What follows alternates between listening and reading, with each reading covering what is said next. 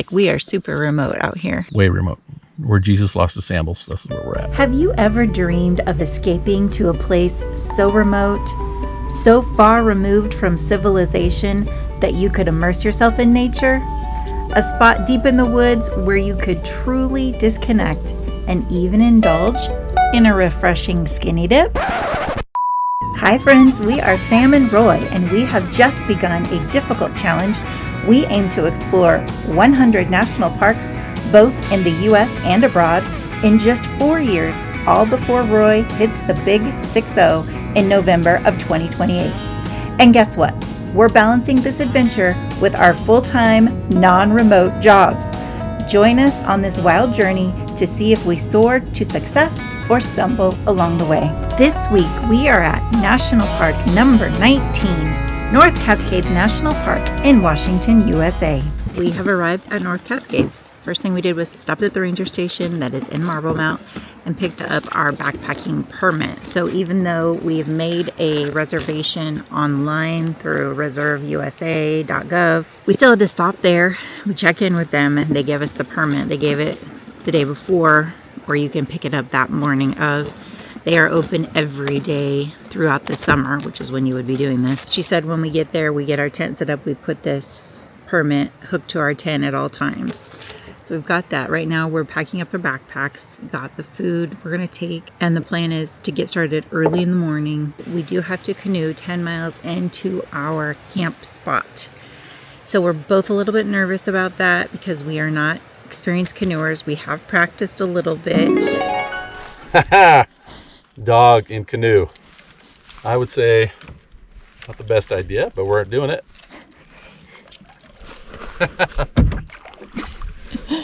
Yep, so far so good. Let's see if we make it without getting dumped. It is expected to rain tomorrow, so that's another thing that makes us nervous. So we kind of decided if it was pouring down rain, we're not even going to go because that wouldn't be fun at all. But if it's raining like when we get there and after we set up, that's not a big deal, right? So as I started researching things to do in North Cascades, I found a remote place called Ross Lake Resort. First of all, you can't drive to Ross Lake Resort. You must either take a boat or hike in.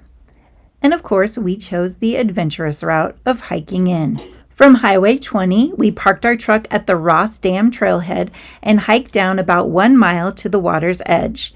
From there, you will see a designated phone and call over to the resort to send a small boat over to get you, of course, for a small fee.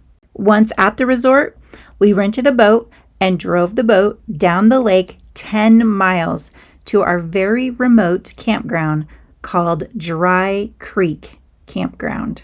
After talking with some Ross Lake employees, we quickly abandoned the idea of canoeing 10 miles down the lake, especially while there was a storm approaching. Instead, we secured a motorboat. And even with a motorboat, it took us 1 full hour to drive down the lake to our campsite. It was about halfway through that 1 hour boat ride when we saw the last person that we would see for another 24 hours. You're doing pretty good.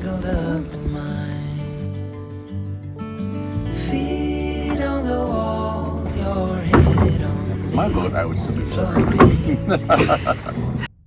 Once at camp, we got right to work getting camp set up before that big storm came in.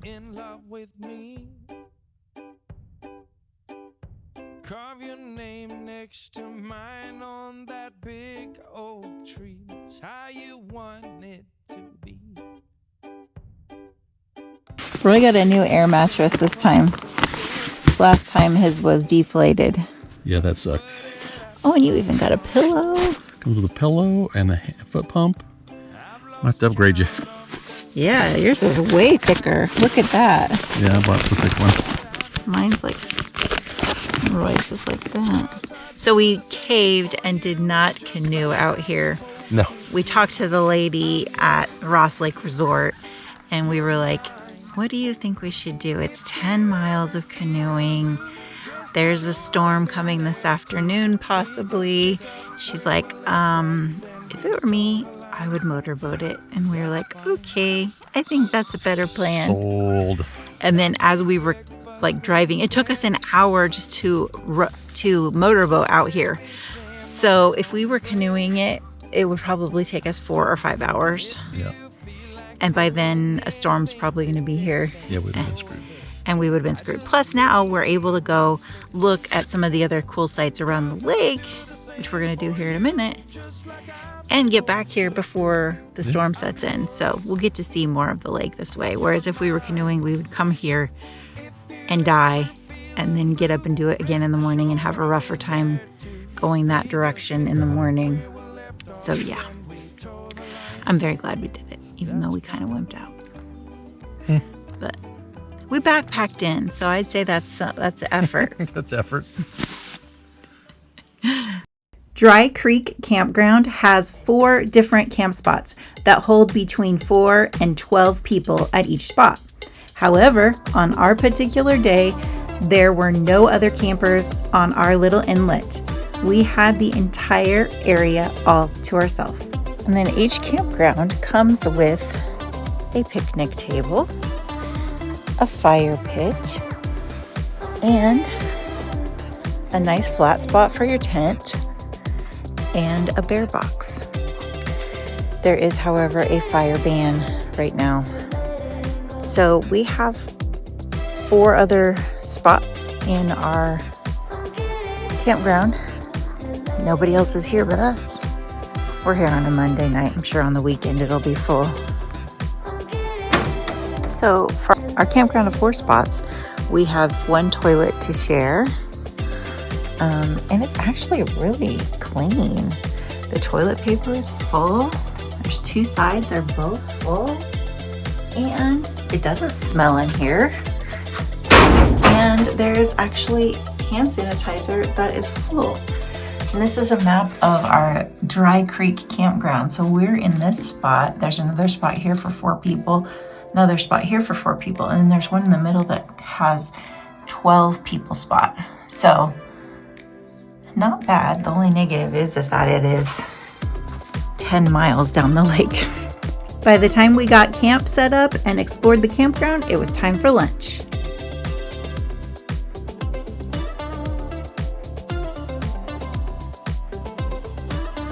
Next up was exploring the lake, and our first stop was recommended to us by one of the Ross Lake employees, Devil's Creek.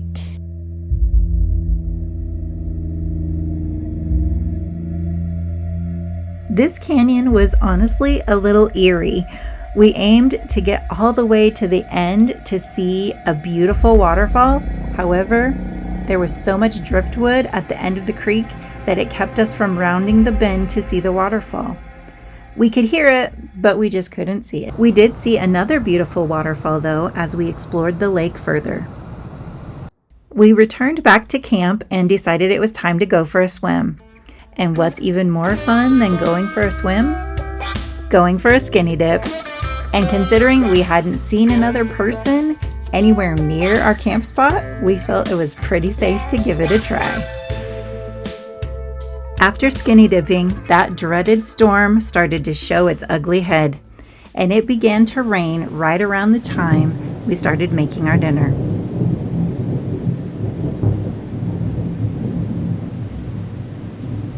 The rain caused us to go to bed early, and it rained all night long. Finally, around 5:30 in the morning, we heard a break in the storm, and we made quick work of breaking down camp and getting everything packed up, and we headed directly back towards the resort. We did not want to be caught on the water during the storm. After it rained all night long, there was maybe a little bit of a reprieve. We decided this morning to pack up and GTFO. Thankfully, the rain stopped a little bit this morning because it was going pretty hard, and then we felt it stopping. So at least while we were packing up, it wasn't too bad. Thankfully, the weather was clear for the entire 1-hour boat ride, and we arrived safely back at the resort to return our boat on time. Thanks for watching, guys. Have you been to Ross Lake? Did you get a backcountry permit and do some boat-in camping? Did you go skinny dipping? Let us know in the comments below. And if you found value in this video, please hit that like button, and we would love it if you would consider subscribing to our channel. We will see you in the next adventure, and remember, get out there and go see it.